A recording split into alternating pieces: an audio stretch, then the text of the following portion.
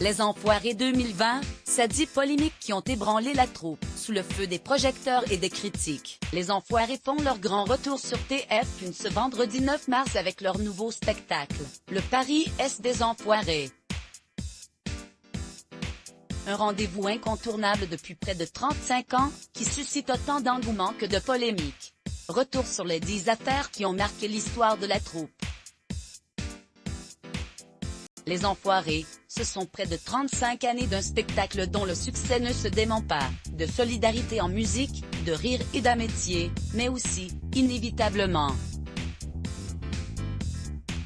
de scandales et de polémiques. Cette édition 2020, Le Paris est des Enfoirés, enregistrée du 15 au 20 janvier dernier à l'Accor Hotel Orina, diffusée ce vendredi 9 mars sur TF1. Ne fait pas exception à la règle. Au fil des années et des éditions, la troupe créée et rassemblée par Coluche en 1985 a indéniablement évolué.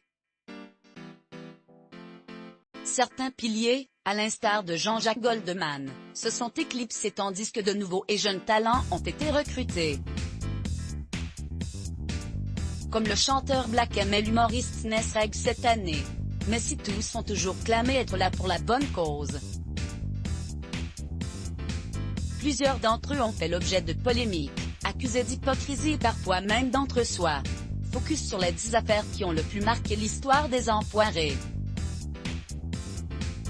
Yannick Noah s'insurge. En 2007, c'est l'ancienne star du tennis français qui tape du poing sur la table. En cause, l'hôtel qui héberge les Enfoirés cette année-là. Alors que le spectacle doit se produire à Nantes, la troupe séjourne à La Baule, à une centaine de kilomètres de la ville. Dans le luxueux hôtel Hermitage. Habitué de la célébrité et de ses avantages, Yannick Noah n'était pas moins choqué de ce traitement de faveur.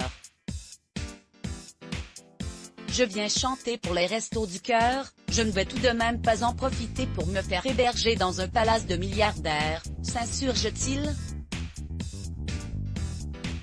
Avant de faire ses valises et d'opter pour un hôtel plus simple du centre de Nantes. Une déception qui aura raison de son engagement, puisque le chanteur ne participera plus aux Enfoirés. Kangaroo Choc, la promotion déguisée de certains Enfoirés est une des critiques récurrentes faites à la troupe. À l'image de Garou, épinglé en 2010 par le journaliste Thomas Soto, à l'époque présentateur sur BFM Télévision. Invité dans l'émission pour parler des Restos du Cœur. Le chanteur québécois aurait fait les frais d'un attaché de presse aux exigences déplacées, selon le journaliste.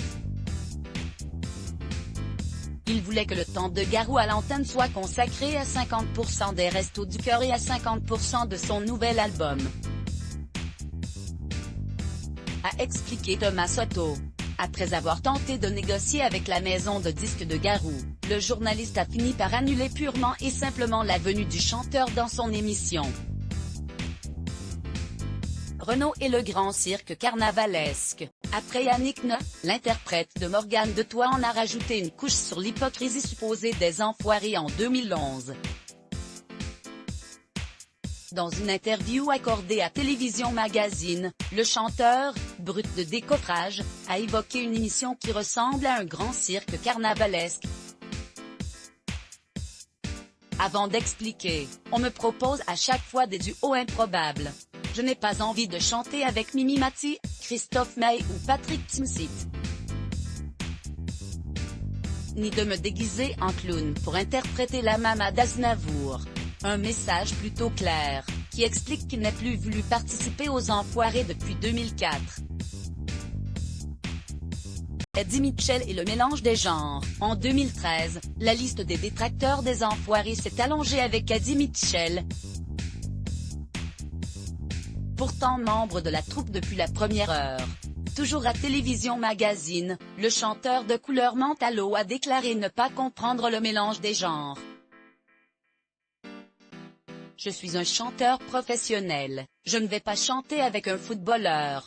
Ou alors, on fait les footballeurs font les restos. Pourquoi pas?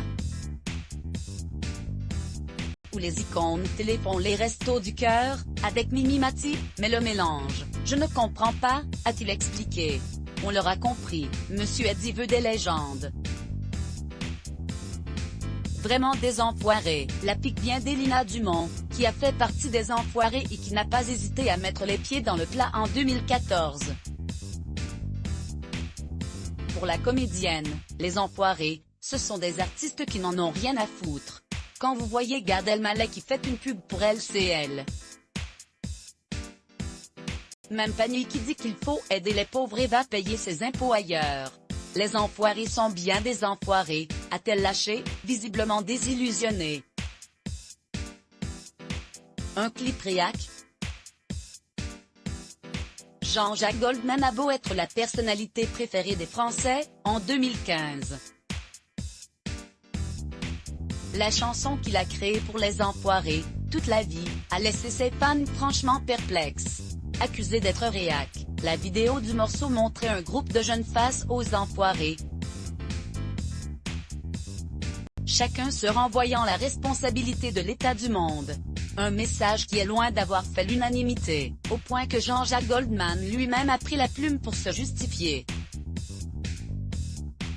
Les enfoirés jouent le rôle des adultes qui leur répondent comme trop souvent, en se dédouanant et avec mauvaise foi, mais en espérant qu'ils feront mieux, a-t-il écrit dans une lettre. Pas suffisant, hélas, pour éteindre l'incendie, ni empêcher le départ du chanteur. Jean-Marie Bigard et la caisse de ravitaillement, autre nerf de la guerre au sein des enfoirés, la question de l'argent, soulevée notamment par Jean-Marie Bigard en 2016. Sur RTL, l'humoriste, qui n'a plus participé aux enfoirés depuis 2001, a remis en doute la transparence de l'organisation. Je n'étais pas d'accord sur 2-3 trucs, notamment par exemple de garder de l'argent qui n'était pas utilisé alors que ce n'était pas la volonté de Coluche. Moi, cette petite caisse de ravitaillement secours ne me plaisait pas tellement. Le sac Louis Vuitton de Jennifer. En 2017, la polémique est partie d'une blague innocente de Michael Youn, qui a posté sur son compte Instagram des clichés de certains enfoirés, assoupis dans les coulisses. Parmi eux, Jean-Louis Aubert, Christophe Willem, Gérard Jugnot et Jennifer. Problème, le sac Louis Vuitton dont cette dernière se sert d'oreiller sur la photo n'est pas passé inaperçu. Et les réactions indignées se sont enchaînées sur les réseaux sociaux. L'équipe de la chanteuse a bien tenté d'expliquer qu'il s'agissait d'un sac vintage, acheté dans une friperie, sans succès. Toujours les mêmes, une bande fermée. Toujours en 2017, la polémique du sac de Jennifer s'est doublée de la critique au vitriol de Stéphane Guillon. Dans une interview accordée au Parisien Magazine, l'humoriste controversé ne s'est pas privé de dénoncer ce qu'il estime être l'entre-soi de la troupe des enfoirés. N'importe quel artiste un peu connu devrait pouvoir chanter pour les restos du cœur. Or, c'est toujours les mêmes, une bande fermée. On ne me l'a jamais proposé mais je dirais non de toute façon. En général, la charité organisée, la bonne conscience m'agace, a-t-il expliqué. Non, les artistes ne sont pas payés. L'édition 2019 des Enfoirés n'a pas non plus échappé aux critiques. Dernière polémique en date, la rémunération des artistes. Une rumeur tenace depuis des années, Cannes marque